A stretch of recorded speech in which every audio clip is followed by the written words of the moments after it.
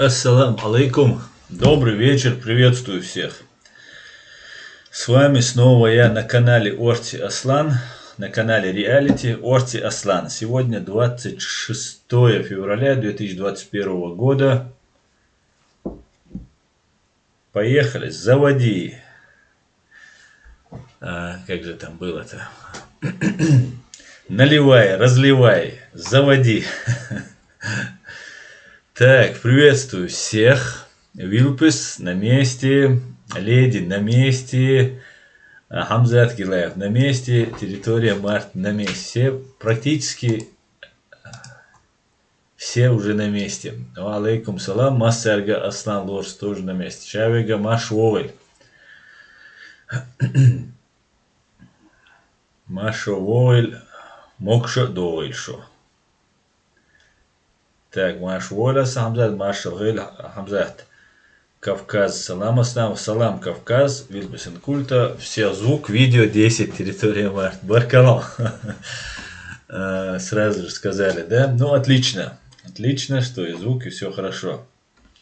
Сегодня мы будем обсуждать разные темы. Ну, первая тема, которая касается вот то, что американцы начали называть, уже предлагать деньги за поимку преступников. Уверен, вокруг Пригожина, террориста, бандита, фашиста Пригожина, ну, которого не обвиняют в терроризме, его обвиняют в том, что он занимался мошенническими действиями. Это я вам все расскажу.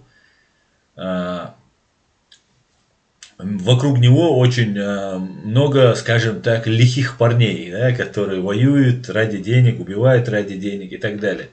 Поэтому с большой долей вероятности 250 тысяч, которые предложили американцы, будут очень кстати тем головорезам, которые вокруг этого Пригожина тусуются, которые сдадут информацию, и он, может быть, будет задержан. Конечно же, теперь Пригожин будет прятаться и не доверять своему окружению. Ну, давайте посмотрим, что говорит сайт ФБР, государственный сайт ФБР. Так, господа, сейчас одну минутку. Я его вот так покажу. Да, официальный сайт ФБР. Сейчас, минутку мне.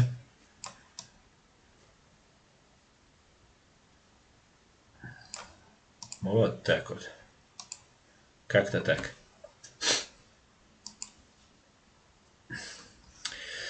Самый разыскиваемый. 10 самых разыскиваемых. Ну, это относится не к нему. Вот. Евгений Викторович Пригожин. Заговор с целью обмана США. Wanted by the FBI. Разыскивает его FBI.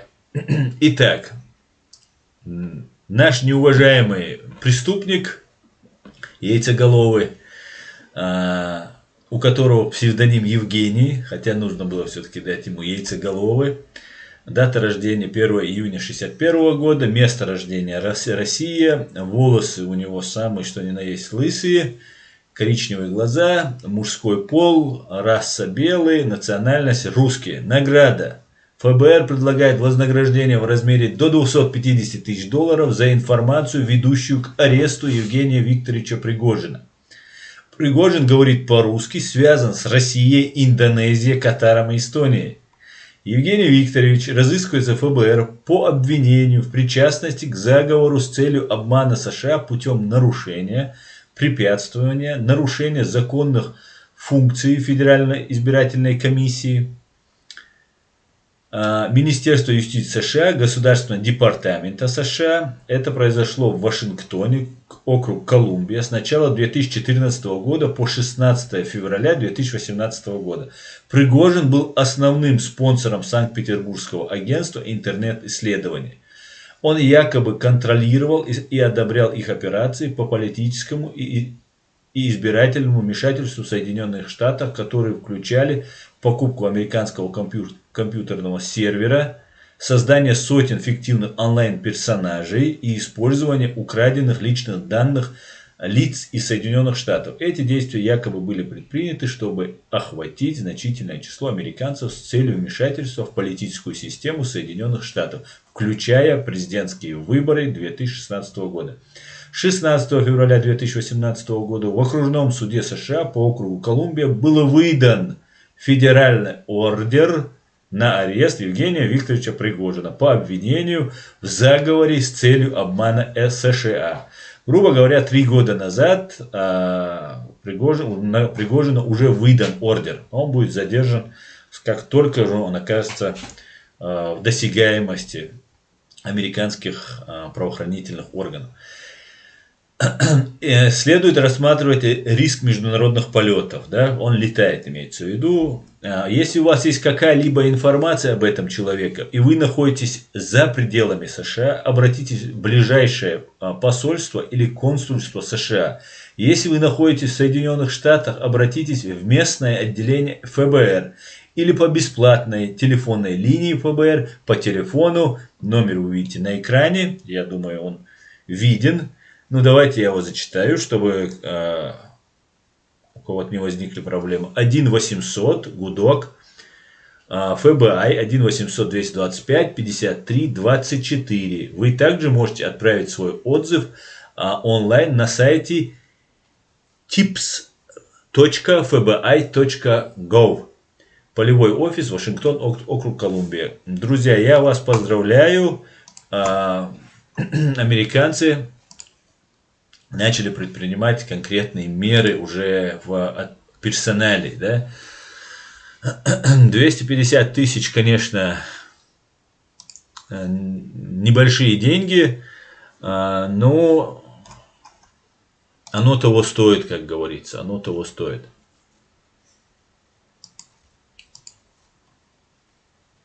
Некоторые говорят, почему раньше этого не делали и так далее, и так далее. Ну, видите, у американцев юрисдикция Соединенных Штатов Америки распространяется на территории Соединенных Штатов Америки. И когда совершаются преступления против них, вот тогда они применяют вот эти меры. Но Пригожин, да, мы сейчас говорим о Пригожине, ну, подразумеваемый Путина и Патрушева. Вот два главных человека, которыми манипулируют, в первую очередь, это, конечно, Путин и Шойгу, да, министр нападения России. Вот эти люди и стоят за этим Пригожиным. Соответственно, это такой черная метка вот этим мерзавцам. Так, сейчас я немножко выпрямим камеру. Так что все отлично, господа.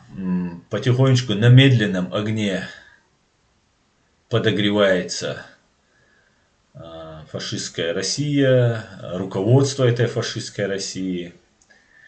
И да-мула, не за горами день, когда мы будем становиться в очередь, чтобы попасть в суд.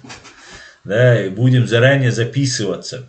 Правда, сейчас в Берлине проходит суд над убийцей Зелимхана Хангашвили, там очереди особо не наблюдается, но я думаю, когда угроза спадет и чеченцы почувствуют, что они в полной безопасности, таких людей прибавится. И будет много, которые захотят сами увидеть этот исторический процесс. Конечно, некоторые из них не доживут до суда, как, впрочем, некоторые и из нас не доживут до этого суда, так как эти звери, бешеные звери, как Путин называет тех, кто взорвал дома в 1999 году, эти бешеные звери будут еще очень своим ядом кусаться и заражать людей. Так, Ми-6 на месте, М6 на месте. Ассаламу алейкум, хауми телефон чалав сархой, ва алейкум ассалам. Как всегда, хорошие новости, говорит леди. Да, всегда хорошие, да, мула. Всегда хорошие новости. Так. Хотелось бы сейчас, продолжая тему, вернее, продолжая наш эфир, оставить этого Пригожина. Уже информацию необходимую, в принципе, мы уже выложили. Буквально за несколько минут. Это вошь ничего не стоит, чтобы ей уделяли больше времени. Хотел бы напомнить о событии, которое произошло 23 февраля 1944 года. С тех пор прошло 77 лет. Да, вот сейчас мы отметили 77-летие. 77 лет, 3 поколения прошло. За эти 3 поколения мы ничего не забыли. Наоборот, сейчас, смотря эти ролики, вспоминая это все, еще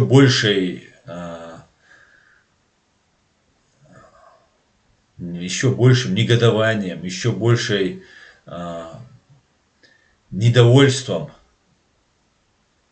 возмущением кипят наши души, когда мы смотрим на эти кадры, когда мы смотрим, появляются новые кадры, которые я лично не видел, они старые, давнешние кадры, еще во время советского времени, по-моему, там записи идут во время, до начала войны или после первой русско-чеченской войны есть записи там. И это очень важно, это все сохранять. Это нужно сохранять и напоминать об этом. Тогда было у нас убито от 50 до 60% от нашего народа. Это был акт, вопиющий акт несправедливости, вопиющий акт подлости. Просто невероятной подлости, отсутствие всякой морали, нравственности, я не знаю, человечности, адекватности, то, что произошло с нами. Мы, которые много лет сражались за независимость, боролись и продолжаем бороться, и будем бороться до конца, да, до победного конца. Будем об этом говорить, напоминать, но не укладывается в голове, когда все боеспособное население отправляется на войну, на людей, солдат, офицеров, НКВД, военных нам присылают под видом погостить и высылают нас. Это не вопиющая несправедливость. Я просто не знаю слов, которыми можно это передать. Невероятно то, что сделали с нами. То, что сделали тогда, продолжают делать сейчас и будут еще делать. И сегодня я вот получил от своего одного знакомого информацию, что вот еще в октябре 2020 года нам прислали вакцины от этого коронавируса и так далее. Там сперва там будут врачей вакцинировать и так далее, и так далее. Абсолютно ненавидя нас, презирая нас, испытывая комплекс неполноценности перед нами, никогда фашисты из России не прислали бы нам в первую очередь эту вакцину. Нам ее прислали и пытаются нас вакцинировать. Хотя люди и так умирают. Чечня занимает первое место по сердечным заболеваниям, по онкологическим заболеваниям. Геноцид продолжается. И будет продолжаться, пока у нас не будет хорошо укрепленной границы с этими фашистами. И хотелось бы тут напомнить еще одну вещь в связи с этим.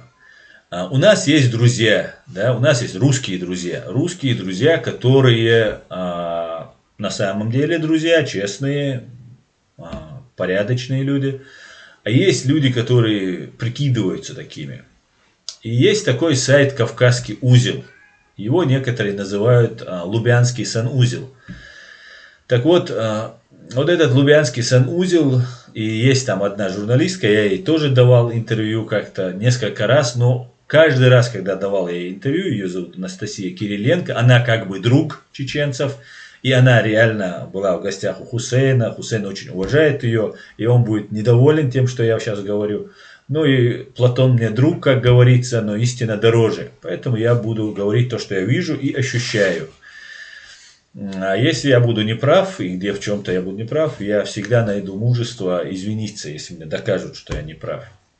И перед Анастасией, и перед кем бы то ни было, если я буду неправ. Не имею никакой цели никого оскорблять, никого там,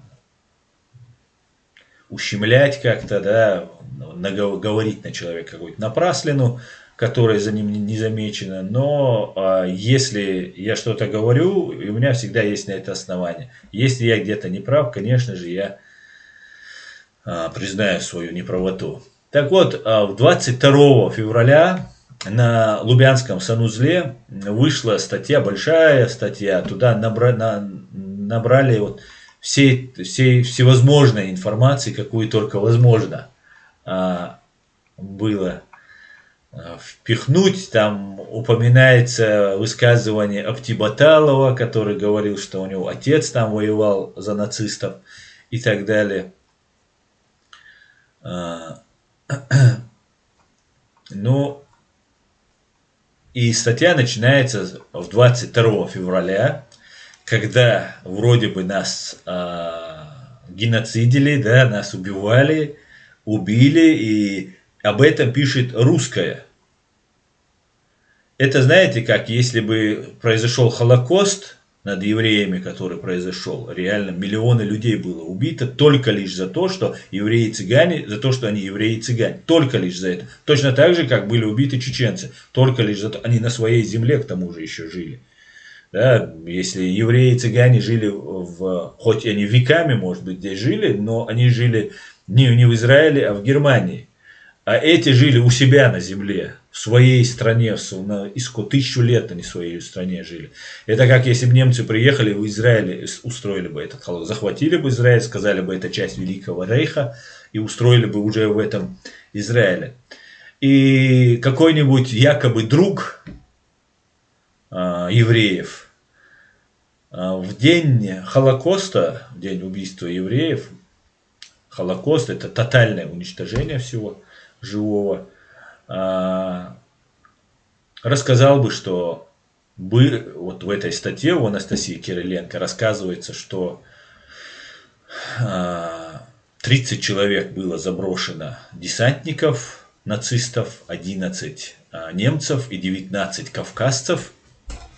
Я тоже слышал историю, что да, было десантирование, раньше об этом слышал, от ингуша я это слышал.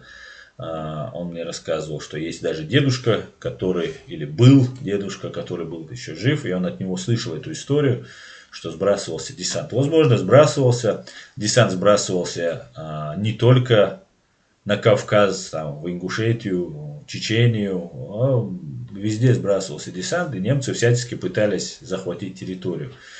В профессионализме им в этом не откажешь. Ну, начинается статья, и почему я говорю про евреев, это вот представьте, что вот немец, который якобы друг, он дружит, он в гостях у чеченцев, у евреев бывает, он там ест за их столом, там рассказывает разные там сказки, байки, как он там переживает. И потом рассказывает, в день Холокоста рассказывает, что какие-то 30 евреев там, вместе с какими-нибудь, возьмем, допустим, американцев. Евреи с американцами, 11 американцев и 19 евреев решили захватить банковскую систему Германии. И чтобы этого не произошло, 30 человек. И чтобы этого не произошло, вот были убиты несколько миллионов евреев. Вот так случилось. Правда, потом в конце этой статьи Анастасия Кириленко приводит какого-то там человека с армянской фамилией, который говорит, тех, кто выступал против советской власти, было 0,5%. Но и это даже не следовало. Даже если бы их было 50%, нельзя было весь народ подвергать геноциду, там в этой статье говорится.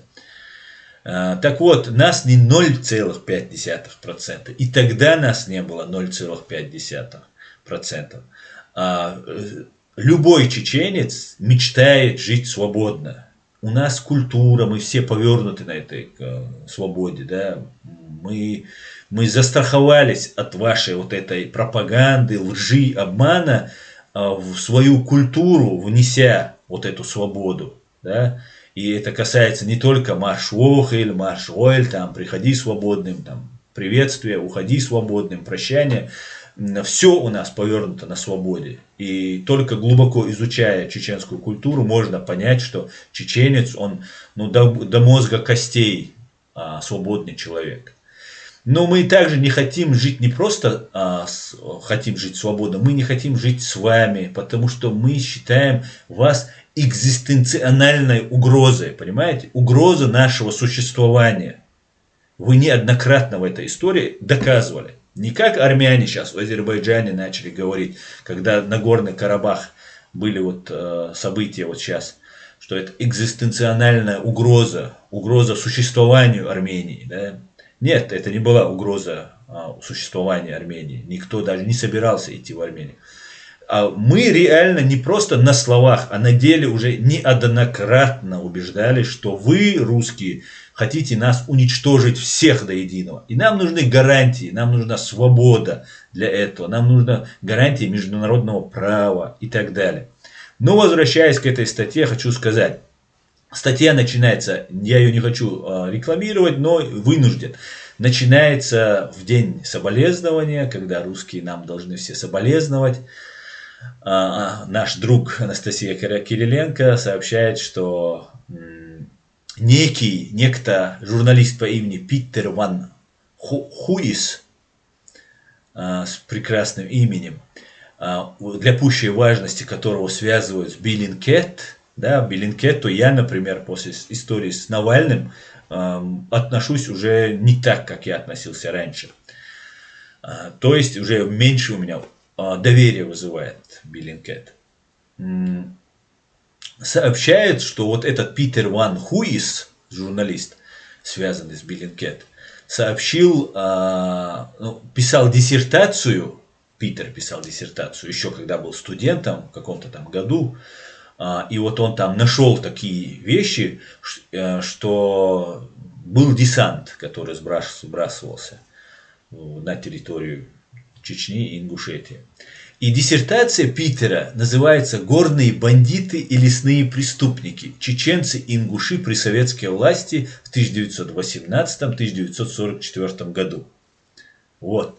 Так, горными бандитами нас или там преступниками нас называют русские, террористами нас называют, исламистами, каратистами и так далее нас называют именно русские фашисты нас так называют. И вот Питер, которого я оставляю за собой право склонять его имя, так как я тоже русским языком владею, а он пользуется русскими клише, я его имя тоже, также лично его имя собираюсь склонять соответствующим образом, и будет он не Питер, а по-другому.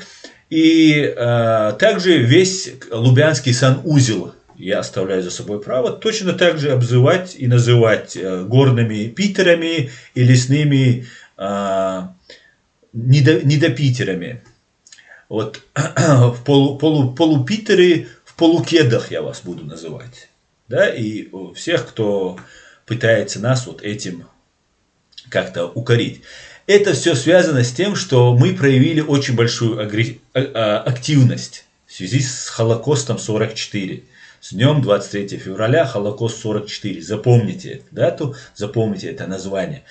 Пусть этот день будет обозначаться везде и всюду так. Холокост 44. Холокост 44 года. Они видят нашу активность. И даже Кадыркины, предатели, преступники, изменники Родины начали у себя отмечать этот праздник. Если вы помните, есть такой человек по имени Руслан Кутаев. Руслана Кутаева посадили на год или на 2 за то, что он там призвал отмечать этот день Холокоста. Не знаю, что это было, но это был хороший пиар для Руслана. Руслана вот здесь в кругах, из взрослых, из наших, так сказать, старых маджахедов, никто не считает непрорусским. Его считают агентом русских. И почему тогда Руслан так возмутился? Не пиар ли это был у Руслана? Посидел он там, как раз там потусовался, узнал, как там, о чем думают арестанты в тюрьмах. Руслан тут зашел ведь как защитник 23 февраля. Но Руслану дали тогда срок, там избили его даже с кадыровской властью, у него синяки, по крайней мере, были. Не знаю, с какой целью это делалось, но пиар получился, и Руслан отсидел 2 года, по-моему, или 3 года. Но Кадыркины тогда запрещали проводить вот этот памятный день, отмечать. Его даже они перенесли на какое-то число, потому что 23-й это день фашистской армии, и чтобы не отмечать день нашего геноцида, не отмечать его вместе с днем наших убийц, представьте, да, фашисты нас убивали 23-го, и в свой день это победа русского оружия над чеченскими женщинами и детьми был это 23 февраля. Теперь же они его перенесли на какое-то число, 10 марта, что ли, они его перенесли, вот это 23 февраля. Ну, Кадыркины. Теперь же эти Кадыркины отмечают, стоит Бутылкин, Магомед Даудов по кличке Бутылкин, и говорит, вот, было очень тяжело, там, мы там перенесли потери и так далее, и так далее. То же самое, что делали тогда НКВДшники, сейчас этот Бутылкин делает с чеченским народом. Ну, теперь начали говорить уже про вот этот день, уже, ну, как бы разрешили отмечать. Потому что поняли, что победить народ нельзя. И если мы правильно выберем стратегию, тактику, будем вести себя грамотно и очень аккуратненько, мы сможем добиваться своих целей. И то, что вот это нас объединяет, именно вот Холокост 44, это день для нас очень такой памятный день, мы его никогда не забудем, и ни дети, внуки и правнуки наши не забудут, ни 23 февраля, ни то, что было потом, и в эту войну, и в предыдущую войну. Мы можем делать так, чтобы о нас говорили и слышали. Именно поэтому Анастасия Кириленко и Лубянский санузел, как бы Кавказский узел, тоже вот нас таким образом поздравили в день вот этого нашего, ну, выразили нам соболезнования, скажем так, по-русски, по-фашистски нам выразили так соболезнования. Вот, в принципе, что я хотел сказать по этому поводу. Не забывайте эти дни, это делается не только в память о наших убитых, не только, хотя это очень важно, не ради уважения к нашим отцам, матерям, дедам, бабушкам, а для того, чтобы это не повторилось ни с нами, ни с нашими следующими поколениями. Мы должны это четко и ясно всегда говорить. И это без преувеличения самое кровавое большое преступление фашистской Красной Армии, которое было совершено ею. Вот, в принципе, вот как-то так. Ну, давайте начнем. Почитаю ваш комментарий и немного перейдем дальше к вашим вопросам. Так.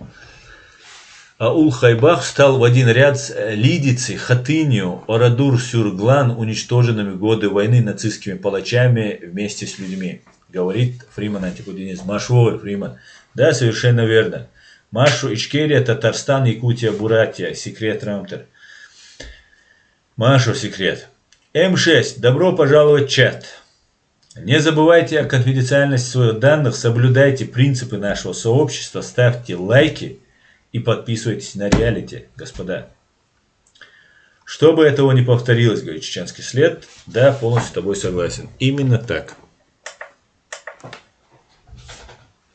Именно так, чтобы это не повторилось впредь. И, конечно же, мы должны напоминать для того, чтобы преступников мы могли привлечь к ответственности. Хотя бы назвать, да, назвать.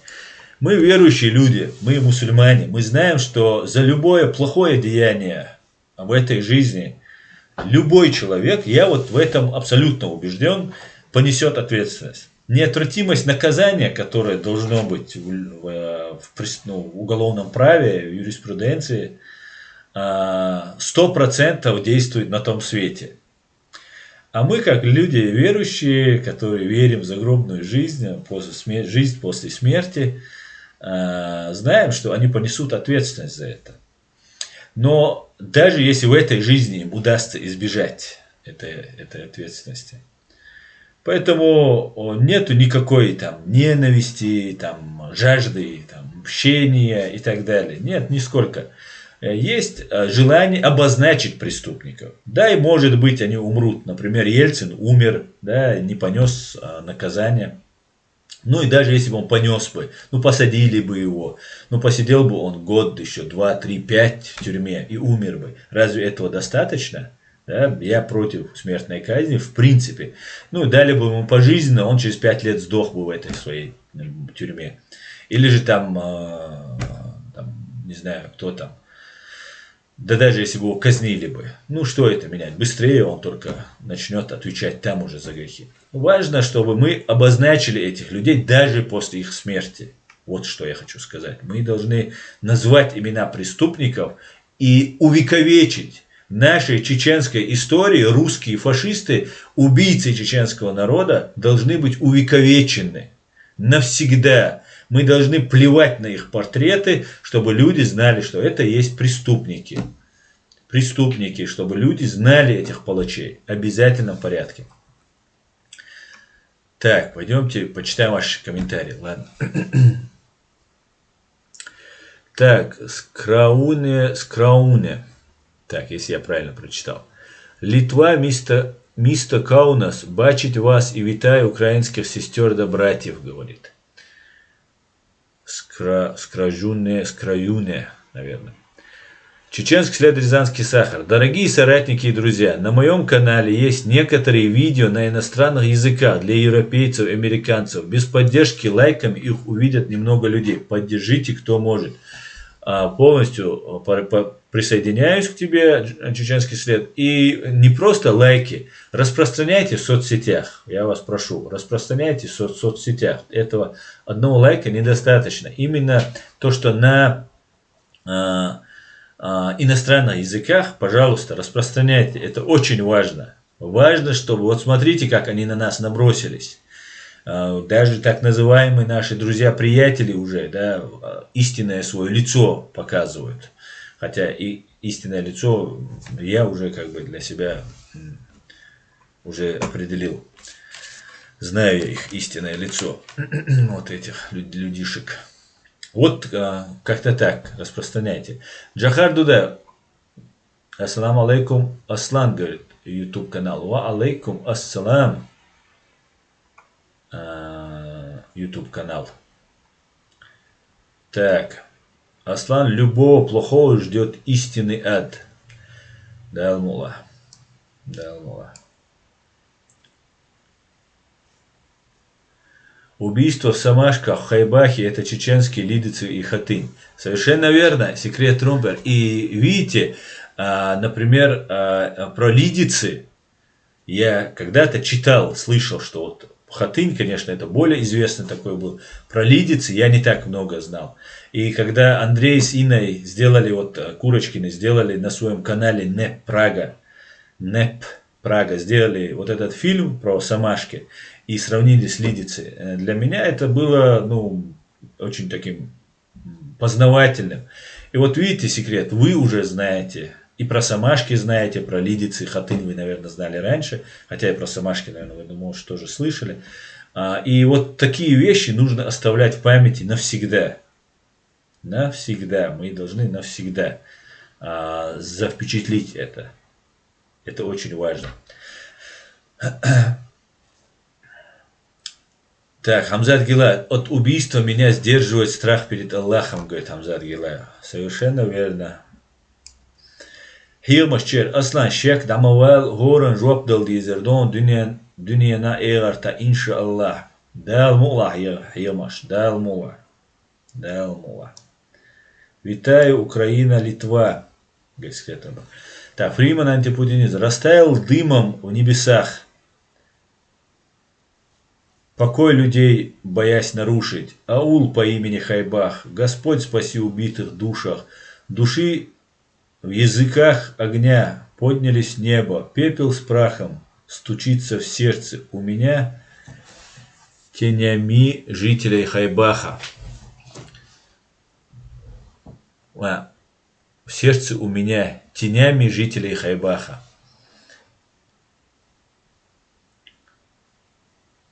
Так, да, я посмотрел это видео.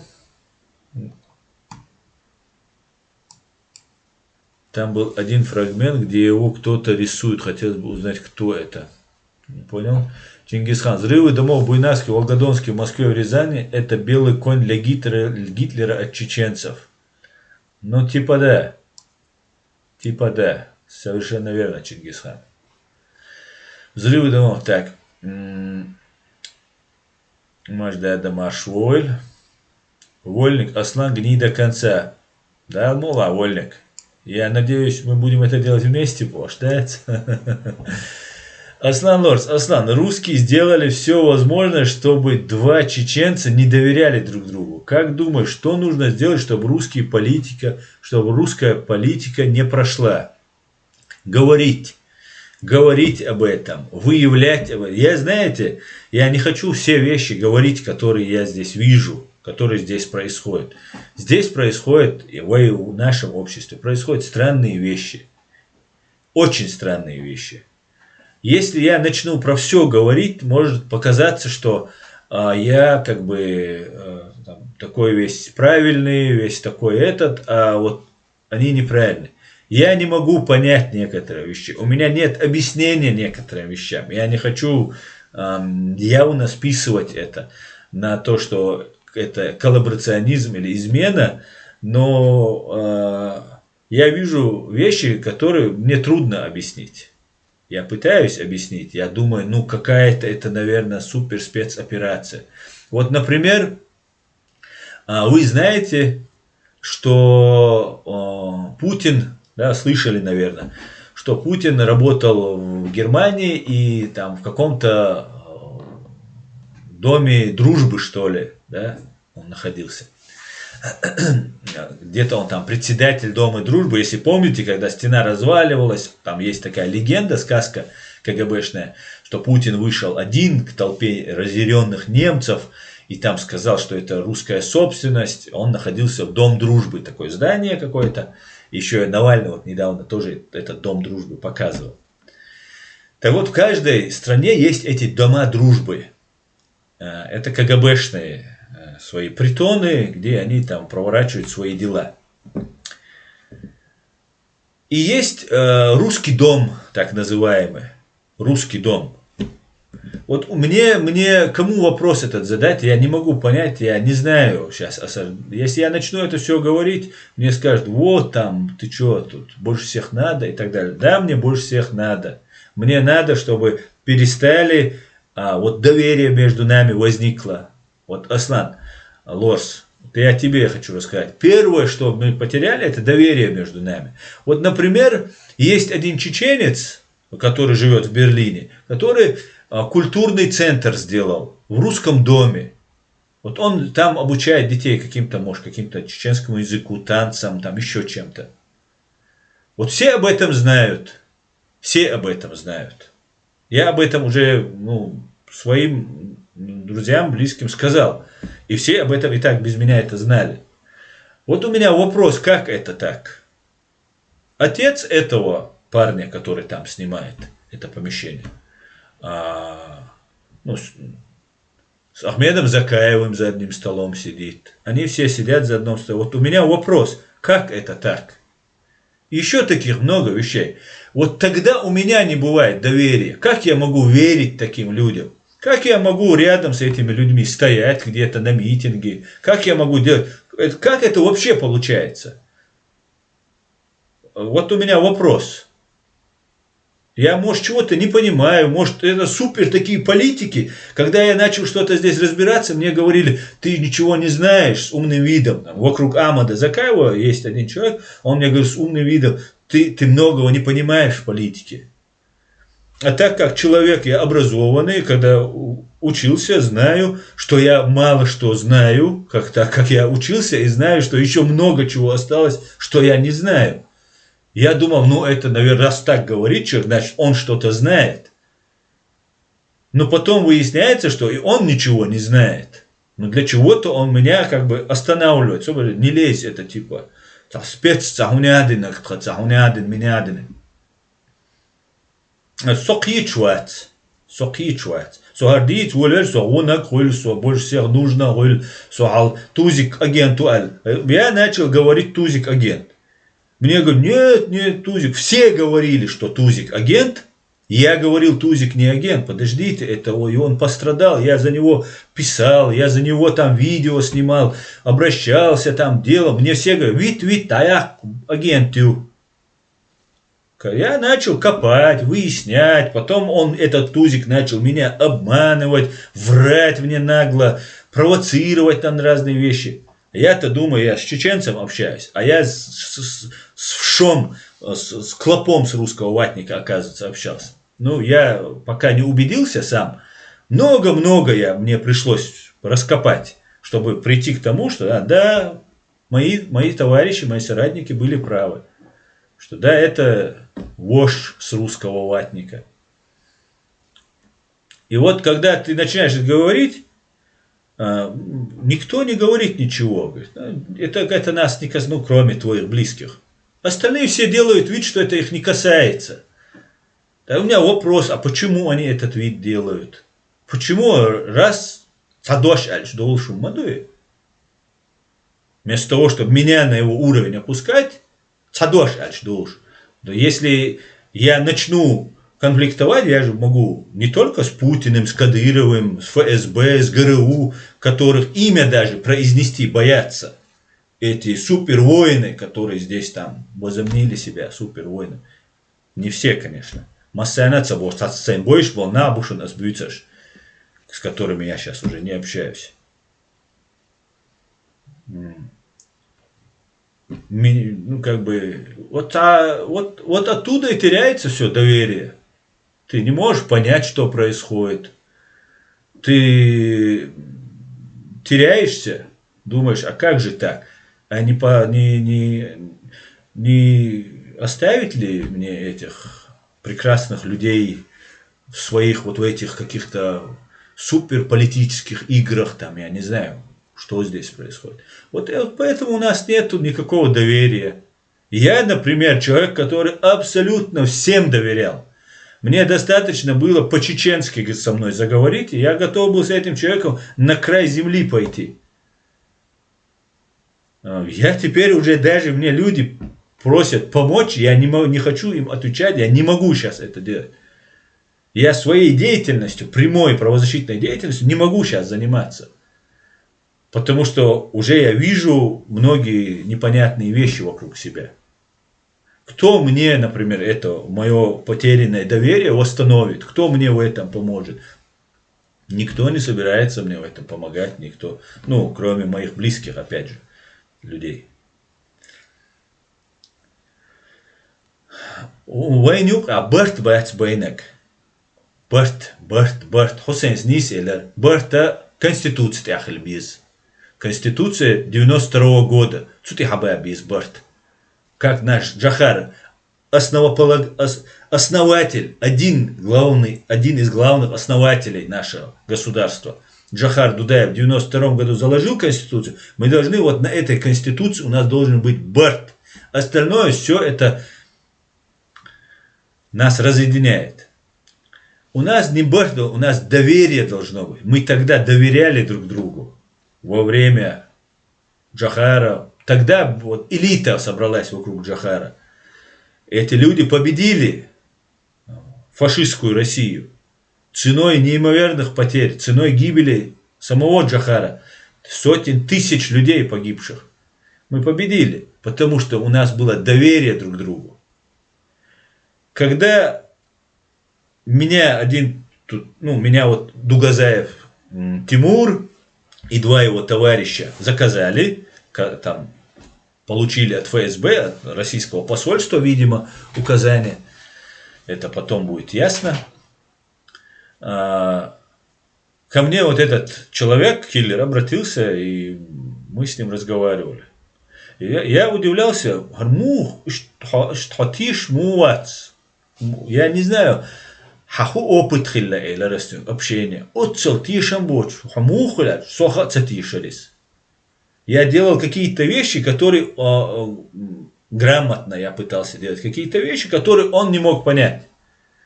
Я говорил, самогатли, я все разрулю, не все как надо. Он не мог понять, и его это вызывало. И я открыто с ним говорил, называл вещи своими именами, и он думал, это что за смертник такой? Вещи такие так говорит, обсуждается, ведет себя. И я тогда подумал, вот Ишамбайн, охсик, нарах. Вот приблизительно сейчас я уже подведен к такой черте, когда я уже, а это неуважение, я всегда считал, не доверять это неуважение. Да, если тебя обманули, то, конечно же, второй раз доверять, это уже быть лохом. Ну, здесь какие-то интриги, какие-то там спецслужбы, бред какой-то. Я плюю на это все. Мне это не интересно. У меня есть конкретная задача. 300 тысяч убитых людей. Оккупирована страна. Есть виновные. Есть трупы.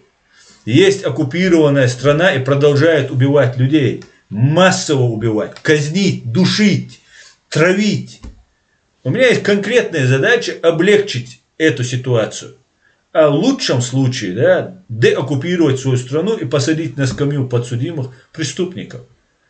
А Кадыров это вошь, клоп с русского ватника. Вот если мы идем к этой цели, мы должны научиться доверять к себе. Может быть, нужно, чтобы выросло новое поколение. Потому что те, кто уже не доверяет, очень трудно вернуться к этому. Тебе могут сказать, я твой старший брат. Я как отец, да ты как мой сын родной мне.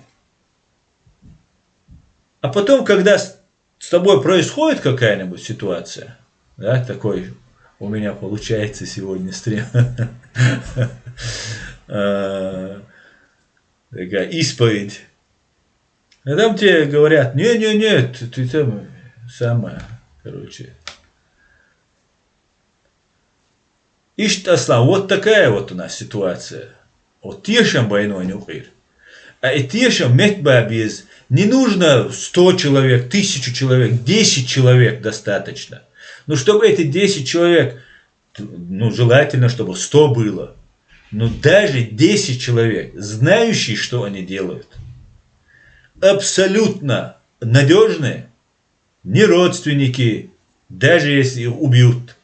Не деньги, даже если это будет миллиарды, триллионы, ни страх, ни голод, ни холод, если тебя не собьют, вот эти 10 человек, они же были, они же есть среди нас, они разобщены этой ложью, этими непонятными движениями, ну, бардак получился, и они разошлись, кто-то где-то там сидит, кто-то там, русские сразу его обнаруживают, и сразу, все, это террорист, исламист там, туда-сюда, потому что втягивали. Где-то, что-то, кого-то там, война есть, война сделал и так далее. И вот эти люди, в принципе, практически они связаны. Ну, они были, они годами. Вот недавно Аслана Битюкаева с товарищами, 4 человек было. Они-то надежные, верные друг другу были. Годами, 20 лет они вместе прошли. Там же предательство могло быть. Не предавали же. Мог бы просто устать от этой трудной жизни. А здесь нам что уставать? Мы здесь в комфорте, у нас все есть. Просто нужно делать свою работу четко и 100%. Да, нужны грамотные, образованные люди в нашем деле. Сейчас нам воевать не нужно. Категорически любое насилие неприемлемо. Неприемлемо ни при каких обстоятельствах. Потому что только в нашей стране мы можем создать свою полицию, и вот она может применять насилие. Никто больше по закону применять насилие не имеет права. Здесь есть полиция, спецслужбы, они должны применять. Мы должны работать ручкой и головой. информация, дружить со всеми, налаживать мосты и вот как-то попытаться наш вопрос поднять на международный уровень. Не зацикливаться между собой. Сидят там, разговаривают между собой. Как говорит Хусейн, выходить наружу, не внутри все сидеть. Этот прав, этот не прав. Да, правильные вещи говорят. Умнейшие люди у нас есть. Умнейших послушаешь, набираешься опыта. Но нам нужно выходить на внешние отношения. Налаживать с американцами, с немцами, с французами, с англичанами, с турками, с китайцами, с Папуа-Новой Гвинеей, со всеми нужно налаживать отношения.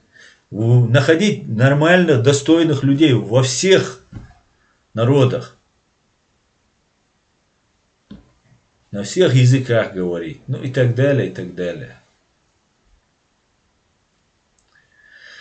Вот, Асан, если возвращаться к твоему вопросу, чтобы их политика не прошла, у нас должно быть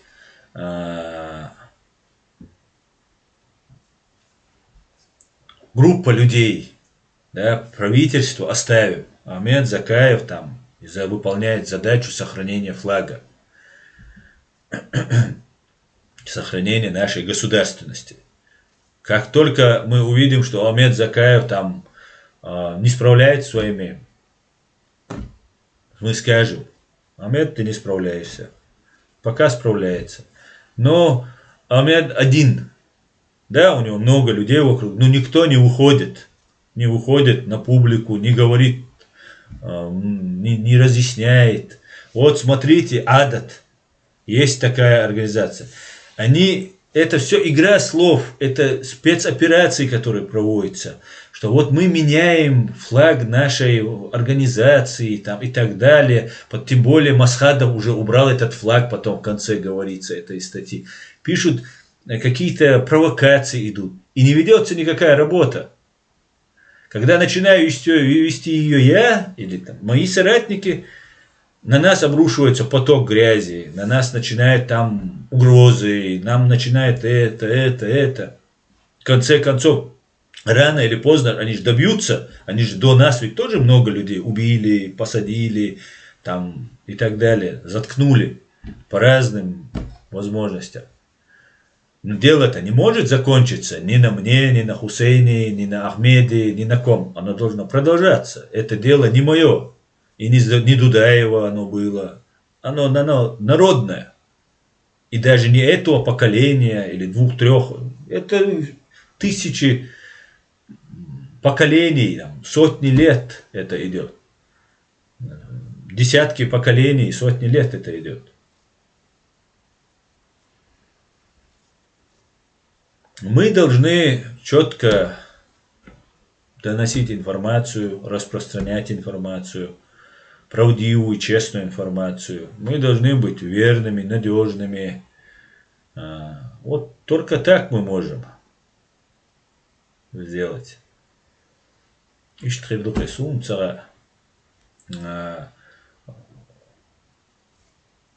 Кто сказал, по-моему, Дудаев, по-моему, сказал. Или кто-то мне говорил, что это Дудаев сказал, что ли, что там они... Русский враг не так труден, как вот... И даже это не всегда, это же предатели бывают. Не всегда предатели. Есть эго. Два класса человек. Я никому ничего не хочу сказать. Есть умнейшие люди, которые не имеют образования. Но есть умники, которые считающиеся, даже если он окончил институт, считающий себя умным, а по факту у него большое эго, а сам он ноль. И он лезет, он тебе доказывает, он готов умереть за свою неправду. Ну вот стоять на этом. Ну скорее не умереть, а убить он тебя готов за эту неправду. Есть полезные идиоты, есть, не знаю я, нужно что-то менять, нужно что-то делать, нужно доводить информацию до общественности, до людей. Молодца, Асума. Я знаю, что мне нужно делать. Я не знаю, что из этого выйдет. Я знаю, что мне нужно делать. Я это делаю. Я делаю то, что вы видите, делаю то, что вы кое-что не видите. И я вижу, что есть маленький сдвиг, есть потихонечку, потихонечку есть. И будет. И будет. Даже ценой моей жизни, если это произойдет, это будет, потому что это еще больше придаст внимания. Главное это подхватить и продолжить. В случае гибели кого-то, если кто-то раз прекратили, да, тогда зазря. 300 тысяч людей похоронили, прекратил, сидим. Когда я сюда приехал, 3 года назад, 4 года назад, еще до того, как я вел YouTube, я говорил, ну что, ну что мы, как мы. Надо запастись терпением, это надолго. Мне все говорили, надо, это все, это только наши поколения будут. Валлах говорили, мне, это только вот там, это будет через... Ну, а что сейчас делать? От ичволикуна? Давайте я тоже буду умный и тоже буду ничего не делать. Там, Хусейн будет умным и тоже ничего не делать. У Хусейна тоже есть, семья есть, родственники есть. Сам он молодой, жить тоже, наверное, хочется. Давайте там будем все, ну, как-то так. Как-то так.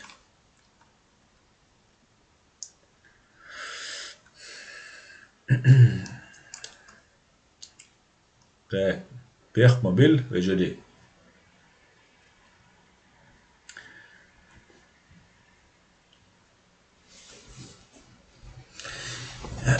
Ладно, отвлекся я от темы, но это нужно говорить. Я, знаете, если начну говорить, я буду говорить. Я делаю это не ради себя. Аллах, дейлу каргуш. Дейлу каргуш. Асархундуа.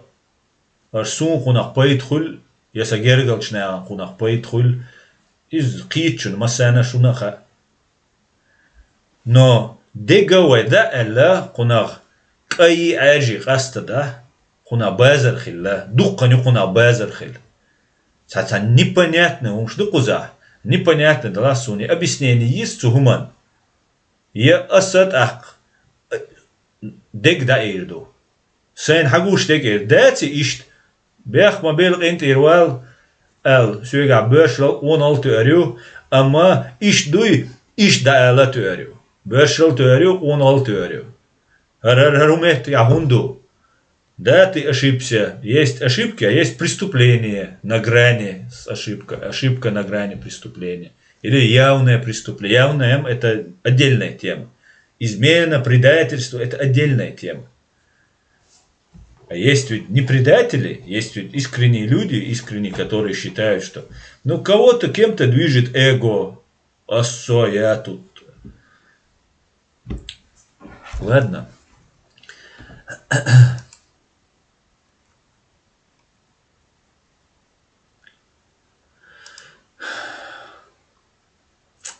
Так, Чечня не Россия. По-моему, ты забанил Осколе. За что ты его забанил? Так. Заблокировал. Нет. Ты забанил его? Я не понял. Нет, не забанил. Все. Может, ты удалил или что-то. Я что-то пропустил. Так, выжили. Ежели. Пойдемте дальше. Так. Марат, русские много денег вложили в дискредитацию чеченцев. Сейчас вы патриоты на одной позиции. И к вам, вероятно, используют разные инструменты и с разной силы воздействия. Молодежь подключай. Спасибо за совет, Марат. Адудавлютук, слава шариатской Британии. США открыли сезон охоты на русских бандитов, говорит Межид Кюра. То, что путинский директор ЧГТРК смотрит реалити, говорит о многом, больно им. Да, это его работа, это не о многом говорит чеченский след. Это его работа. Это Это его работа. Ему за это платят. КМС вольник. Дайл Диккенс бихам вайлон. Массана амин, я Аллах, амин. Аслан Лош, мне нужно было учиться на сегодня, а я есть тот, который не умеет два слова говорить. Извините меня. Аслан, валлах, астани на ума мацабо. Я слуху уж маватсо. Валлахи ватсо. Я говорю, мачер больше маватсо. Ой, кидал мацахель. Просто я начал его ошибкш. Я просто подумал, хик хирдук кунах. Сенхук, асади ирду хик хирдуак. Цундела. ца омадачун, вежели, астани нумаца бохшун, со цанела, со ули уца бохшунас. Просто со цакиет долумша, со цакиет бо ас. Русский дом, чуа, культурный центр чеченский, хаундюэль бо ас. И хаильч цаму возмущается, хунца до бо ас. Вот почему это никого не, почему это меня должно удивлять? Только вот вроде все друг друга не знают, я новичок в этом деле, как бы. Почему никто не говорит, давай это. Там много таких нюансов, моментов. И потом вот всплывают эти вещи. Вот сейчас наезд на Хусейна произошел. Помните, вот сейчас Хусейна там лишили статуса адвоката, депутата и так далее, и так далее. Ведь это тоже целая там схема идет. Ну почему об этом не рассказать? Почему Закаев вот за Хусейна там сказал, там как-то Альхамдулиллах, сказал. Не истацари. Точку поставил. Ишь точку от боишь мою. Ну, может, он боится, что его будут тягивать разные какие-то эти. Я не знаю. Я никого ничего не прошу. Я ни от Закаева не прошу, ни от кого-либо. Сунума цавиш. Валлахи цавиш. Мне достаточно. Я самодостаточен, я могу вот то, что делаю, делать. Мне не нужна ничего. Да если говорят, я плохой там засланный кем-то там и так далее. Почему, если я засланный, мне сразу же дают позитив? Они что, немцы не знают, что я заслан? Вы все знаете, что заслан. Почему мне дают позитив? А не засланному тузику не дают позитив. Почему так? С такому защитнику там. Потому что мусульман обижают. Да где же он мусульман обижает? Наоборот, он топит конкретно Навальный, Овальный, там, Мишборш, Шевченки, Мивченки, BBC, Deutsche Welle, там все о нем там пишут, там что делают. И думаешь, Гушмахель, Дизи, это же все видно. Да. Цадуйца сдиц уллах, короче. Дугду садиц. Асм дюйцерду. Куна вай точка хуаттирбу. Валла билла хуаттирбу. Вайн чуаса мелду. Дюйцердац доцек кулшнайган. Никогда в жизни. Дал мулам дюйцердац. Доцек дюйцердац. Найган це хуларяц. Не хулли таряц ченце. Amma дег даирду. Дег даирду. Так, Аслан Лош, мне нужно было так. Ночи аух за ичкири. Аслан, мы в тебе не сомневаемся, заслано сразу видно. Да и рейсхоль ночи аух.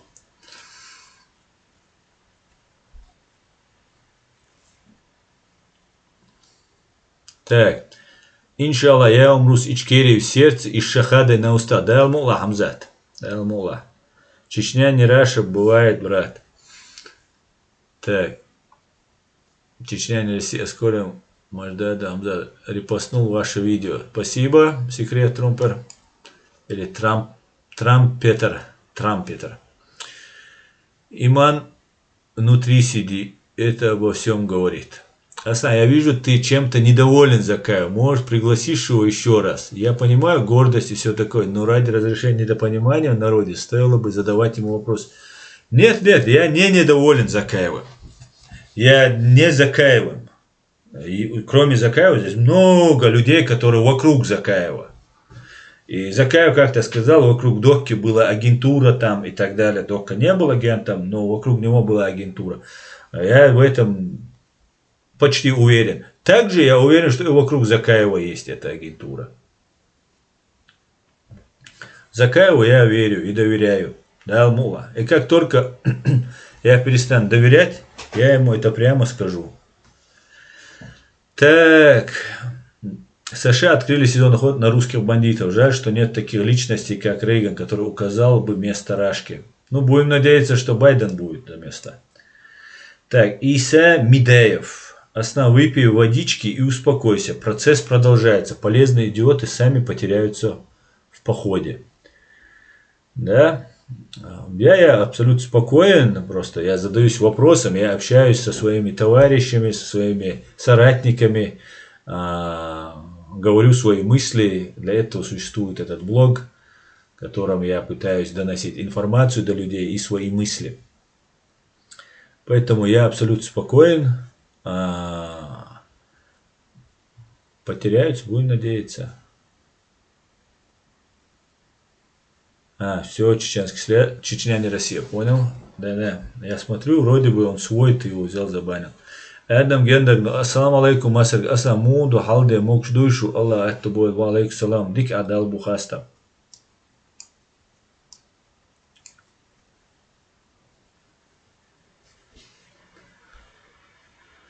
Так.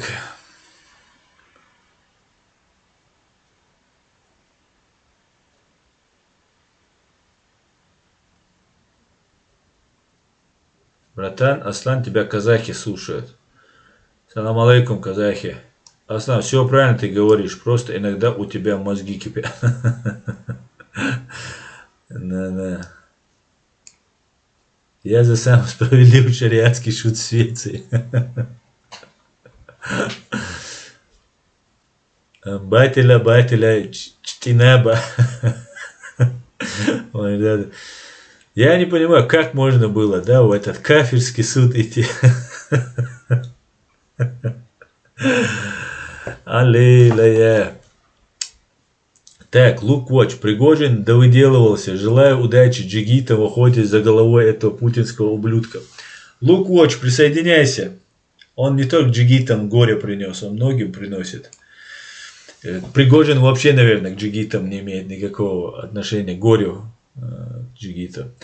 Аслан Уарце, да я лично как Джахару верю в него. Аслан будем гнуть Путин. Да, Алмула. Дерес хуй Аслан Уарце.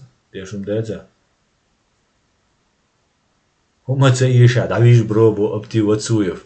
Асрикба Апти, я же говорю, мне нужно, чтобы наказали виновных. Мне нужно, чтобы дальше не убивали. Если бы мне нужно было бы, да виж, как ты говоришь, лечь спать, я бы это делал бы в Москве. И у меня была работа, у меня был отличный язык, который я мог изъясняться с людьми. Поэтому дело не во мне, дело в том, что в каком положении мы находимся, и мы заплатили 300 тысяч. Я вот не могу с этим согласиться. Пускай это будет 300 тысяч один человек. Но я не согласен. Это просто оставить. Было, дитство. Я не согласен.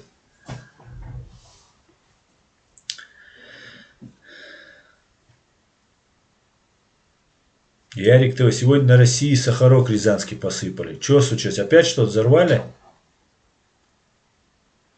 Да.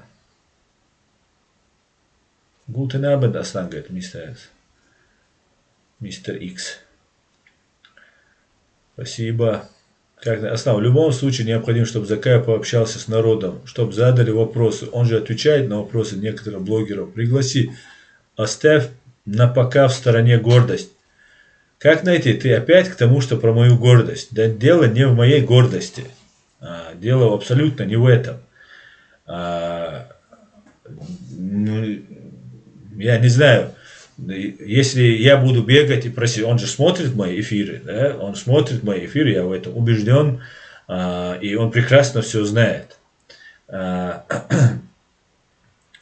И на вопросы, да, нужно отвечать на вопросы, конечно, нужна коммуникация должна быть с людьми. Конечно, это должно быть аккуратно, потому что будут там разные тролли, разные провокаторы и так далее, и так далее. Я приглашал, мое приглашение было в силе, остается в силе, я никому не отказываю, тем более Амаду нашему прийти сюда. Это дело вообще не в гордости. Понимаешь? Там дело в другом, я не знаю, я не могу понять, в чем там дело. В чем там? Кто-то там вокруг там нашушукивает там. Или он сам так себя ведет. Со мной он себя вообще не так ведет. Абсолютно открыто, абсолютно там прямо, честно со мной ведет. А потом что-то происходит. А почему я должен постоянно бегать? Я делаю, что я могу. Он делает, что может, видно. Но никто больше я не вижу, чтобы вокруг него что-то делал. А руководитель должен вот свой круг он должен от короля королем делает свита. Вот эту свою свиту он должен как-то отрегулировать. Она не может вот в сонном состоянии все время находиться. Или в каком-то там подпольном состоянии находиться. Какие-то непонятные движения там. Какие-то там интриги непонятные. Садиться улама, с духом ждут черту. Просто я не хочу сейчас создавать проблем. Но я буду говорить, я же должен как-то разобраться в этой каше.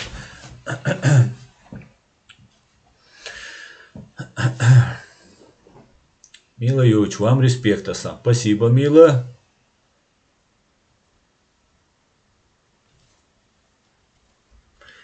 Вы никогда не дойдете до места назначения, если будете швырять камни в каждую лающую собаку. Черчилль. Как всегда, Фриман антипутинист, ты прав. Так.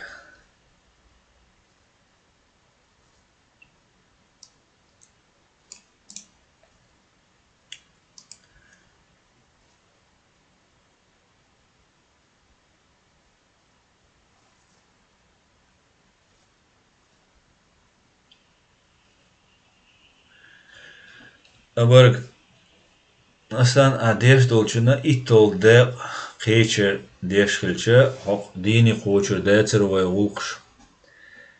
Ас дешума децер абарг. Ас дешума децер.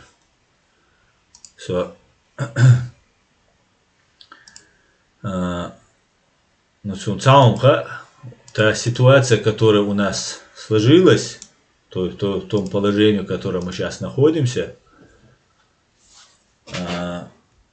в этом положении, можно сказать, сейчас как бы убивают людей, да, идет, но как такого сопротивления нет, да, такого прямого. Но когда там находились люди, когда с оружием в руках там в горах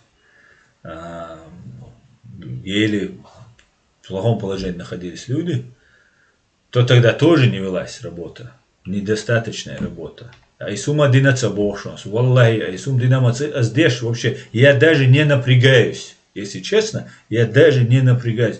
Я могу стрим отложить, когда мне нужно. Мне вообще не сложно. Мне это, наоборот, интересно. Я, наоборот, скучаю, когда я не делаю стрим, когда я там не копаю какую-то информацию, не пишу что-то. Поэтому здесь сагум цагитсун, цаграм халдать. Это я, может, родственникам своим проблемы создал. И все. В этом и то. Что бы они ни говорили, я все равно буду делать. Что бы с ними ни случилось, я это буду делать. Не говоря уже о себе. Да диск, массара да диск, ин бойрма бачор, эти засадные полки швахойшен, ух, я что, да диск так.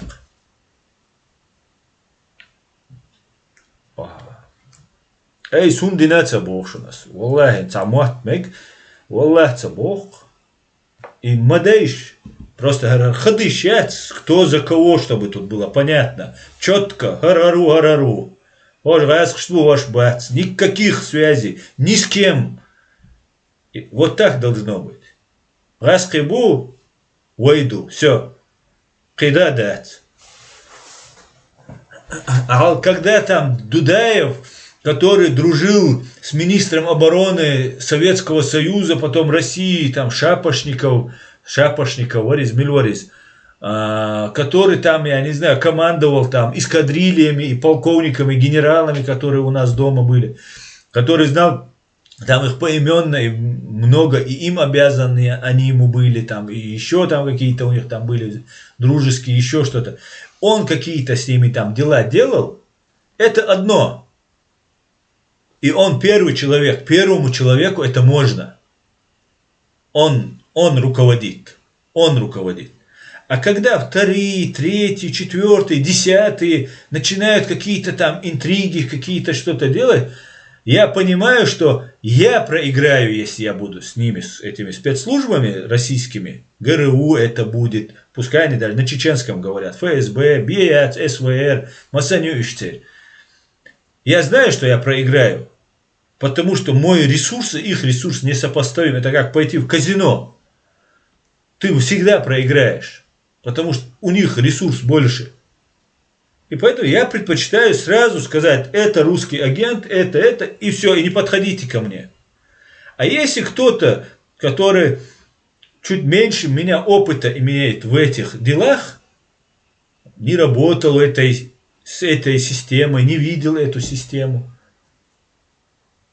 и считает, что он может кого-то переиграть там, я считаю, что или это клинический идиот, или этот человек делает вид, а на самом деле он с ними сотрудничает. Вот как я это вижу.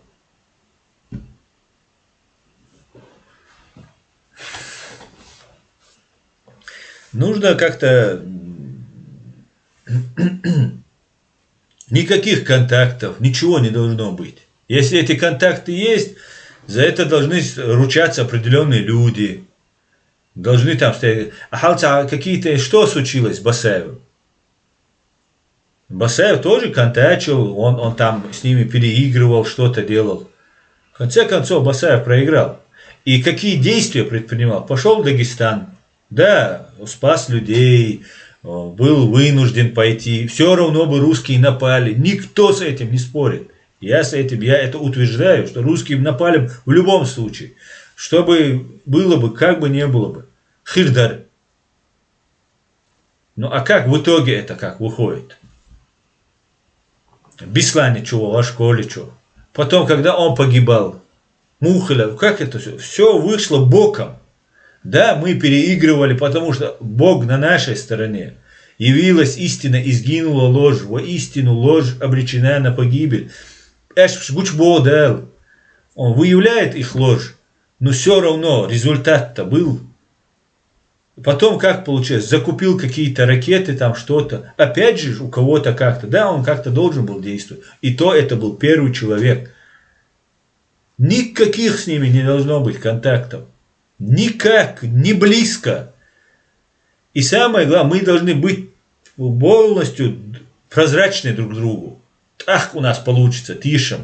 Вернуть тот тишем, который между онавшим, а хочешь был тишем буй, этот тишем вернуть.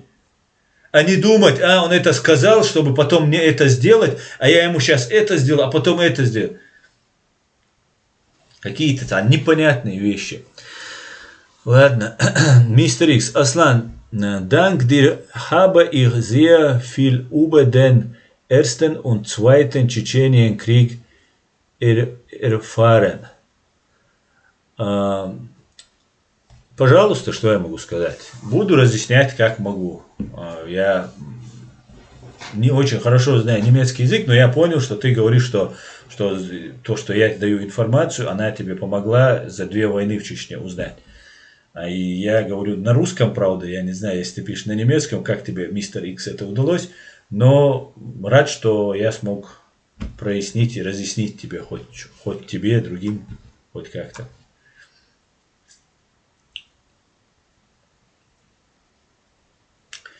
Так, пойдемте дальше.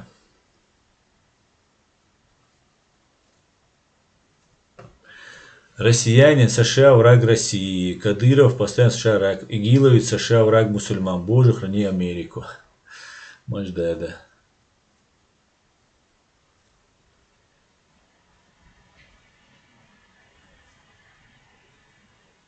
Салам Машал, Массерга, кто идет? Алейкум, Дейли, Салам Машал, Оль. Напали бы железобетонно. Напали бы, как найти. Кто идет? Аслан только ща прочитала. Что прочитала, кто идет? Советский Союз представлял из себя злой медведь с вытянутыми лапами и с когтями, с открытым ртом и клыками. А сегодня Россия представляет из себя мишка без зубов и без когтей, прижатым хвостом. Ну да, есть такое. В любом случае Параша напала бы. Да напала. Это однозначно. Ну мы же все равно должны. Вот в любом случае Россия напала бы. Спорят. Вы знаете мое отношение к Басаеву. Мне многие говорили, не говори о Басаеве, там оставь его, там туда-сюда, он там признан террористом и так далее, и так далее. Я не считаю его террористом. Да, последнее то, что он совершил, это античеловечное, это был акт отчаяния. Я так это скажу. Но, например, в 92 году напали на Ингушетию, на пригородный район, вырезали ингушей, устроили геноцид ингушей. Басаев Дудаев ведь мог пойти, официально пойти и сказать, все, вот мы идем помогать. Не пошел. И вот для этого и есть какие-то определения. Есть президент Аслан Масхадов. Он говорит, не иди, нельзя. Какой бы ты герой не был, кто бы ты не был, ты должен подчиниться закону. Если ты не подчиняешься закону, палхулькуна.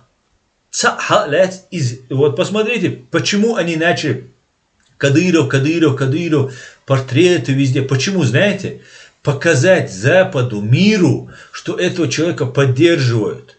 Понимаете? Если висят плакаты Кадырова, и люди не уходят на митинги против этих плакатов, против тех убийств, преступлений, против этих людей, то значит этим людям устраивает. Да, есть кучка недовольных, да, это жестокий режим, который эту кучку там незаконно убивает, там бессудно казнит там, и так далее. Но это кучка.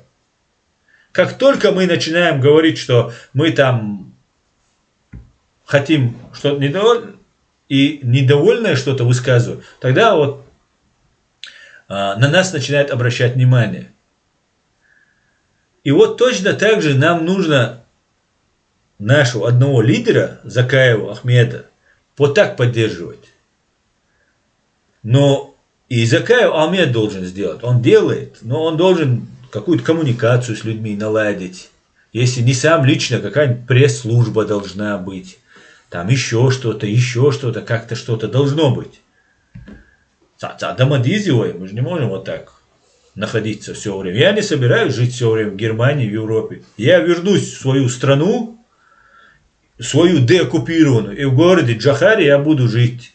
У меня будет дом, у меня будет мое жилье, в Грозном будет, в Джахаре будет, в бывшем Грозном. Может быть, в Катарюрте будет. Я собираюсь жить и умереть на своей родине. Я не собираюсь здесь оставаться. Аллах, не собираюсь. Дай Аллах.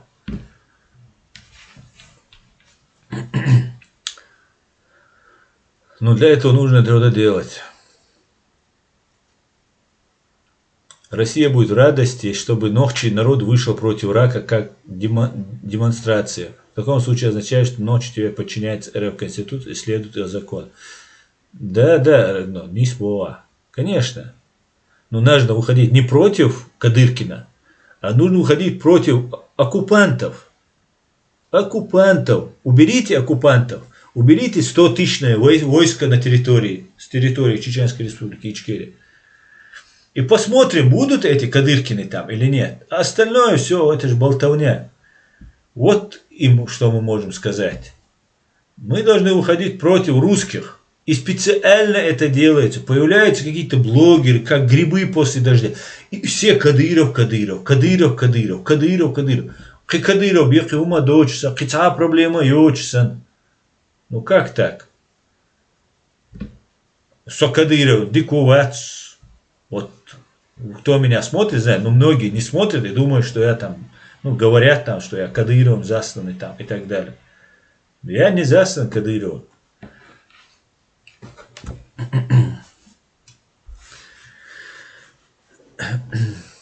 И московский механизм, запущенный ОБСЕ, этому подтверждение.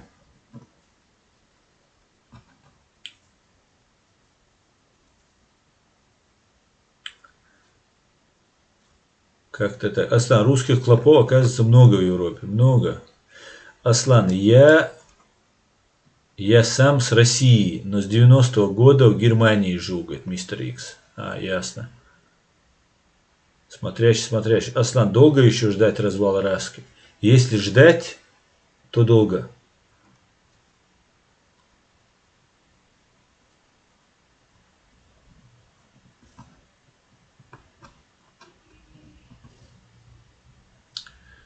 Да и происходит как-то так. Что я прав. Аслан, ты видел, что сейчас они в Дагестане наркоторговцев защищают от простых людей? Я не видел, я видел видео, где там ОМОН приезжает там и так далее. Но если там над наркоторговцами хотят устроить самосуд, то, конечно, обязаны защитить. Самосуд даже над наркоторговцами, даже там, я не знаю, над насильниками нельзя делать. Нельзя. Есть закон, есть правила. Вот нужно так делать. А то, что наркоторговцев крышуют менты, это всем известный факт. Я знаю, что в Москве крышуют, госнаркоконтроль крышует барыг. Каких-то барыг сажают, а чаще всего сажают покупать, кто приходит. Ну или те барыг, которые им не платят. Вот как-то так. Это Россия. Там это все нормально. Но если там самосуд хотят сделать в Дагестане над наркоторговцами, то, конечно, и барыгу, и любого человека. Это закон, это не ради него делается. Не из-за того, что он правильно продает наркотики или правильно там насильник он. Не поэтому это делается. Там другая логика, другой закон работает.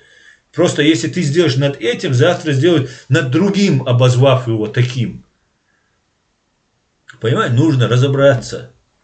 И так, и, конечно, должны защищать. Наркоторговец, это или кто бы ни был, закон и адвокат должен быть у всех.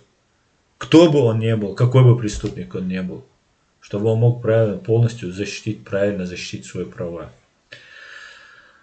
Так, Исмаил, Аслан, ты схлестнулся бы дебаты с Тузиком? Нет, я уже предлагал этому Тузик. Тузик, он не дебатер, он балабол.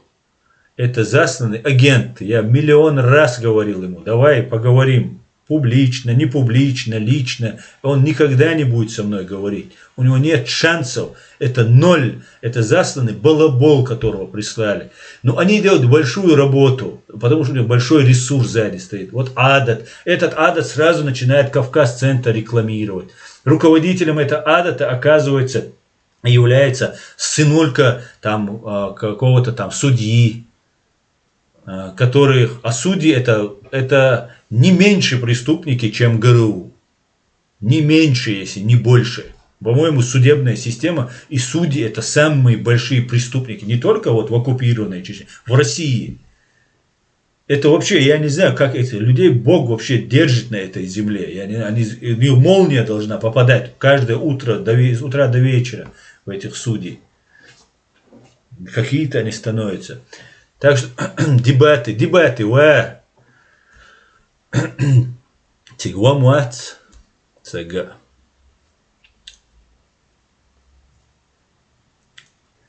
Так, Воля, Асан, как ты думаешь, допустим, если Россия вернется к договору о мире и выведет войска из Чечни, что будет, как будет происходить замена власти в Чечне?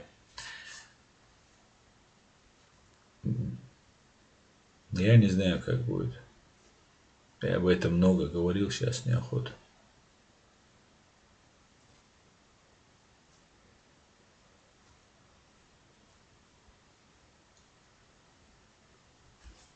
ليش تداش أصلا وش يستوى بيشوما موكش ماشت ولا لا والله صديت دلوقتي ليش إيش سين أبيش هم صديت سوش мать а то что я забываю я записываю да мула в общем يستوى بو أربعة شيك там она да мула самый кровожадный маньяк РФ Иркутский был мент. И даже в Европе спецслужбы крышуют наркоторговца, говорит Алан Дудуев. Да, это Возможно, да. Я могу сказать за Россию. Я знаю Россию, я знаю их систему, я по своему опыту могу сказать, личному, что там, как они крышуют, как они взятки берут, как в судах они себя ведут.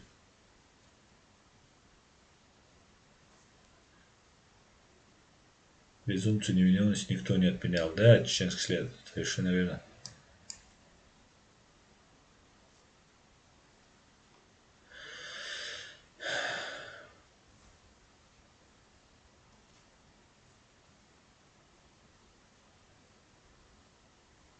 Здесь, в Дагестане, просто нахвоуши бушбу, говорит, ну чё. В Дагестане, адег на самом деле генделом душан. И сюли дух башт буан сюршанюка. Дагестане абеш буй. Там уже амабо воушем бушбу, там реально уже людоедство. Ой, цути скатиться цадычаны. И ничего не даст Россия, ни Дагестану, ни Ингушетии, ничего хорошего Россия не даст. Ничего. Судебная система сгнила, говорит, да. Ибрагим Алхам, по части соблюдения буквы закона согласен, но поход Басаева на Россию в качестве добровольца не был основанием для нападения России на Чечню. Нисбо, Ибрагим, я об этом сам много раз говорил. Конечно, это не является основанием, как не является поход Касусом Белле, поход нападения Гиркина, террориста Гиркина на Крым, там, на Славянск, на Донбасс. И также это не являлось казусом Белле. Тем более Масхадов сказал, что мы отказываемся от этого. Но это использовали. И знаете, сперва нам начали рассказывать, вот я буквально сегодня смотрел ролик, как мы там строим шариат, мы все переходим на Коран и Сунну, шариат там и так далее, и так далее. Мы живем, родились по Корану и Сунну, и все нормально. Но когда государство у нас устанавливается, у нас есть конституция, мы начинаем там резать головы. Вы помните, что это было? И не столько это было, сколько из этого русские делали тему. Тогда, если они эту тему делают, почему мы не прекращаем это? Со бусал сагу, сашва мелвек бусал бу, сун мел вышел, тагергал мелвек бусал бу, бусал дин цадиеш чуншие ден на алтхолил, бусал трай дин лилдеш, трай вори дейр дюнда, штатбеш дюнянчу боли, лемаз марха шадол бусал, шадик хилма дизердош, ин дера на бутро, например, бост. И вот мне приходится сейчас объяснять людям, что бардаешь, дин мадить. А хуются хушел, щечо бу окос, ахуете, хумну ахуе, все гунядинек. Хакигу вольверча, потом выясняется, с какой-то сожительницей живет. И это никого не смущает. И вот эти вещи, когда ты начинаешь вот с этим всем разбираться, ты выставляешься как бы против ислама. Собор, даешь, дин духаль сагавац. Дин духаль. Цу динах паспорт мадье бог. Цахуман ти бог. Хай пачал дават ти бог. Хай конституции бог. Хай дин, хай луч, лил ди бог. И вот это все непонятно как-то происходит, и ты получаешься как бы, выставляет тебя как будто ты враг ислама. Я не знаю. Ищутся вещи, которые... Вот Басаев идет туда, например, сейчас про Басаева. Зачем туда идти? Нагнетается же, вот ведется 2 года после Первой войны, межвоенное время. Вот эти 2 года ведь ведется работа. Что делает наше руководство? Что делают наши командиры? Они борются с этим? Честно, не совсем. Некоторые принимают участие. Некоторые делают. Нельзя было рядом с Асланом Масхадом встать и всех успокоить просто до единого. Тогда бы Масхаду мог приезжать в Европу и говорить: смотрите, давайте заключать договор. Они видят, Чечню контролирует Масхадов. Да, это был бы не Басаев, но контролирует Масхадов. Это же народ выбрал его. Значит, не Масхадову подчиняется Басаев, а народу. Вот о чем речь. И когда ты делаешь правильные вещи, вот я, например, делаю правильные вещи, например, босс, я не говорю, что я сейчас делаю, например, я что-то правильно делаю, но вокруг этого правильного что-то происходит супер нагнетающее, а я вот ухожу, вот только что там по телевизору показали, что грузовик въехал в толпу людей и задавил людей.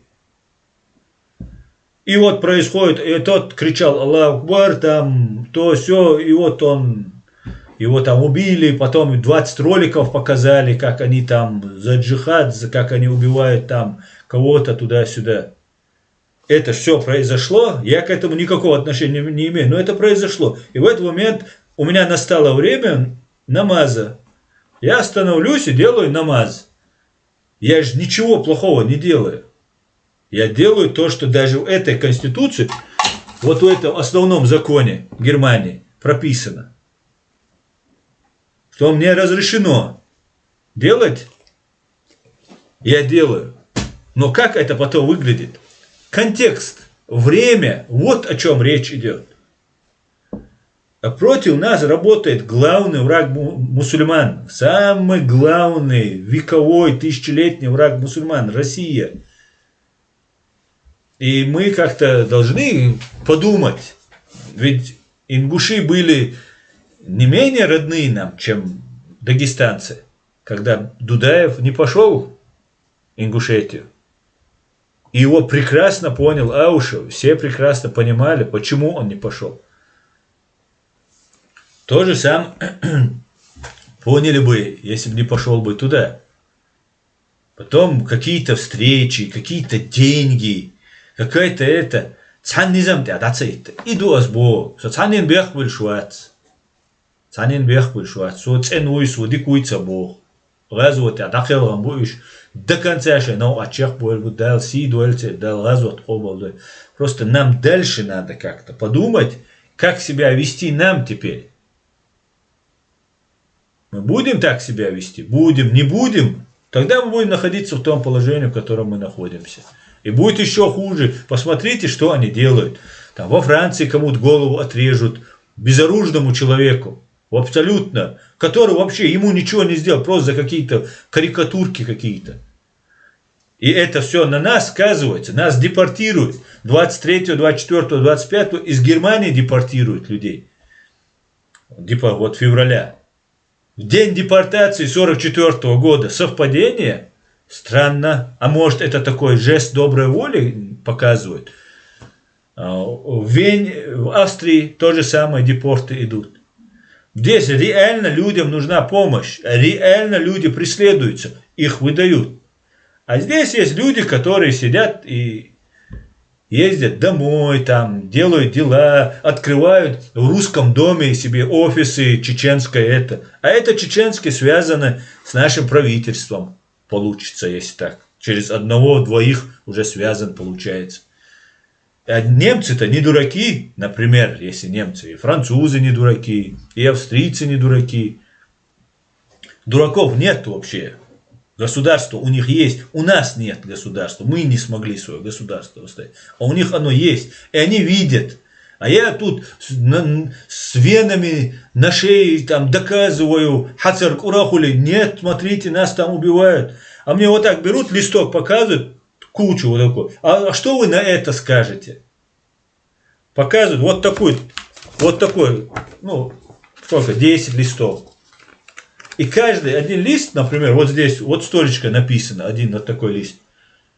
Это если разбирать, занимает, ну я не знаю, месяц моего времени. Месяц моего времени. Это ссылка там, какие-то там наши обычаи, какие-то законы, какое-то медицинское оборудование, которое поставляется там с бумагами. Это все расписано, вот, и ты откроешь, и ты все это должен опровергнуть. Мне говорят, вот это все.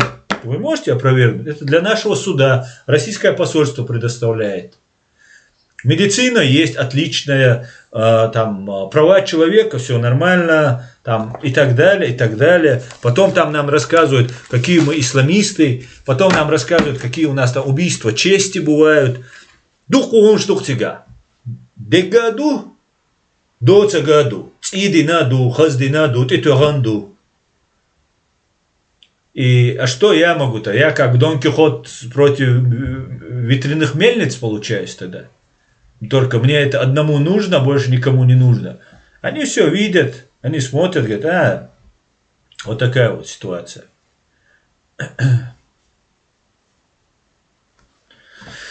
Так что вот так вот. Ладно, аяхка.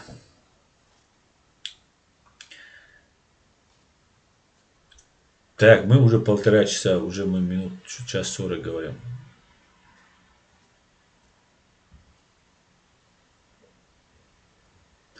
Аслан, насчет осетино-ингушского конфликта. Туда в то время поехали добровольцы из Чечни. Я знаю, туда поехали добровольцы, но нужно было, чтобы официально вошел. Тогда не было вот этой накрученной атмосферы, не было, что мы строим шариат. Джохар Дудаев строил демократическое правовое государство. И никто в Европе не сомневался. У Джохара Дудаева был мощный круг, которые его поддерживали, оберегали его и которые свои жизни отдавали, чтобы с ним ничего не случилось. С Масхадовым это уже было не так. Потом уже появились уровня Масхадова люди, которые тоже баллотировались в президенты, которые имели заслуги не меньше, чем у Масхадова. Гилаев, Басаев, Масан Бартигаш. Заслуженные люди были. Индербиев, я не знаю, Индербиев тоже, по-моему, участвовал в выборах. Я тогда не голосовал даже, я был не дома. Я не участвовал в выборах. Поэтому вот тогда это как бы прошло. А когда уже, я же про контексты говорю, да, все, он сделал правильно, доброволец, он туда пошел, все как надо. И, кстати говоря, это не осетино-ингушский конфликт был. Это был русский геноцид ингушского народа. Российский геноцид, фашистский геноцид ингушского народа. Осетины там, кударцы с Южной Осетии и другие, они там играли только как помните, сейчас в Грузию послали эти кадырки, этих Ямадаевских, потом в Украину послали кадыркиных, вот эти группы. Они так играли, ширма такая была. Так что вот так вот. Ну, короче, вот как-то так. Что-то я перемотал. Была мысль. Что-то говорил. Так, ночи, зайчики. Аслан, ты прав. Надо бы действовать сообща, организованно, советуясь друг другу. Единый командный центр должен быть. Да, должен быть. Балдуем. Ставьте лайки и подписывайтесь на канал Реалити, говорит Джохар Дудаев. Чеченский след, Рязанский сахар говорит, пока европейцы не видят нашу правду, это и будет продолжаться. Что вы на это скажете? Да? Адудалиту. Ничего, Аслан, все будет Ичкерия. Или Батина, иначе не. В последнее время засланы религиозные на словах и внешне. Да, совершенно верно. Если что, мои извинения. Это мой самый большой вопрос. Тишма лацбоя, Аслан. Так, Абдулмалик. Аслан, машалла, ма ваш ухо вам хинс қитық сохан дог уэльна. Аслан, сан ваш حلحون ستنبول شوم يزدنا أسون أنت ويروات سرحو الله خدوع عبد الملك ده المقلع ده رئيس خويلون عبد الملك سوحو أنت ويرمو سوس ده المقلع سوسن ده الوليل أنت ده رئيس خويلون ده سي دويلا تا проблемят сон وي короче говоря и штук шон хал ده رئيس خويلون بعدك ديش وين يوقع بوست بيرو ويني وي اميش يوقع بارت خلار دو يقي امبيتش خلار دو ده كاك يدق امبيتش مو خلار ديقدر ну хай амбициеш бани хо зидеш вала хо преступник ух хо почалка зидеш мор почалка мор просто так вот за кооператив маяте это очень серьезная вещь, это целый механизм. И одного человека недостаточно. искренне верного, умного, семи пядей во лбу недостаточно. Это должен, посмотрите, в каких государствах мы живем. В каждом государстве есть механизм, начиная от начальника полиции, заканчивая там, я не знаю, каким-нибудь администрациям, социал-амте или еще где-то. Это люди, которые стоят на страже своего государства. Они выявляют, агент ли к нам заслан, этот ли такой ли там сюда пришел. Вот это целый, это такой мощный механизм. Каждый должен знать свое место, каждый должен умереть, своими амбициями не лезть вперед. Конечно, амбиции хорошо, у нас они есть, они будут. Ах, ладно, дикна кривду далмула. Маждад Аслан, цхабол наган, а Россия альш про США, про Ананука, про Квазар вспомнят, лишь бы не говорить про Россию, особенно плосковеры. Плосковер, бабу. Алмады беда.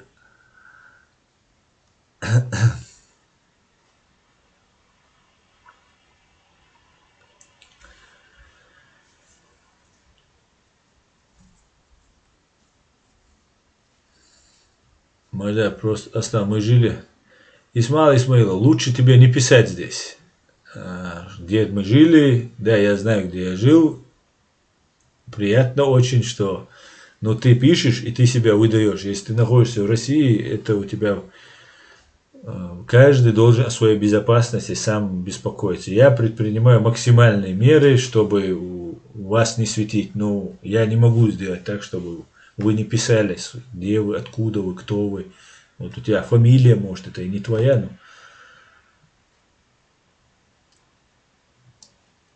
Как найти? Аслан, просто скажи прямо сейчас. Амад, я приглашаю, и люди требуют, чтобы ты вышел на стрим, поговорил с народом. Или пусть ответит тебе, что пока нет, не время. Как найти его? Вот я был отъеша. У него есть канал. На этом канале вы можете вот все пойти и там написать. Ответь на вопросы. Мы хотим тебе в прямом эфире задать вопросы. Приди к Аслану. И вы это сами можете сказать. Почему я это должен? Я это говорил. И зачем я это? Я и сейчас тебе сказал. Прямо сказал. И кто захочет, пускай приходит.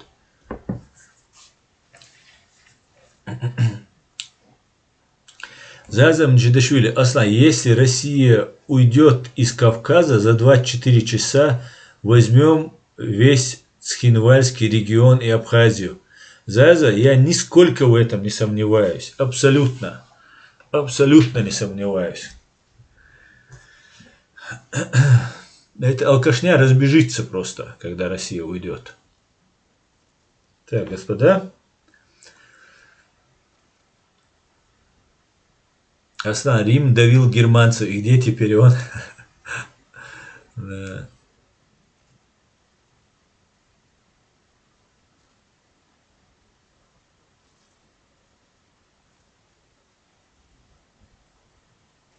Немо 77. Осадок на душе после этого видео. Не все так безоблачно, Саваш. Так, Абдуллах, Валлай Самаш, Дагар Цадолу Сун Айс Хун, Хала Яздин, Сонис Цакиетархох, Ам Халкирми не Карир Сун, Накая Кушберг. Дерез Хуйлон, Абдул-Малик, не у всех хватает мужества говорить то, что ты говоришь. Потому что многие поняли даже, но, например, босс, они перестали меня атаковать здесь, разные гадости мне писать. Но при всем при этом извиниться не у всех хватило. Дерез Хуйлон. На этой человечной ноте я закончу свой стрим. Дерез Хуйлон Масяна. Спасибо, что смотрите. Извините, что перепрыгивал с русского на чеченский, и некоторые не понимали, что я, смысл вы все прекрасно понимали, так как сегодня был стрим на русском языке, я должен был его вести, соответственно, уважительно для всех вас, но это не значит, что я не проявлял к вам ни малейшего неуважения, да, Алмула. Всего самого хорошего, спасибо, что смотрите, спасибо, что поддерживаете, и все будет ичкерия. Ассаламу алейкум, адикёль, спокойной ночи.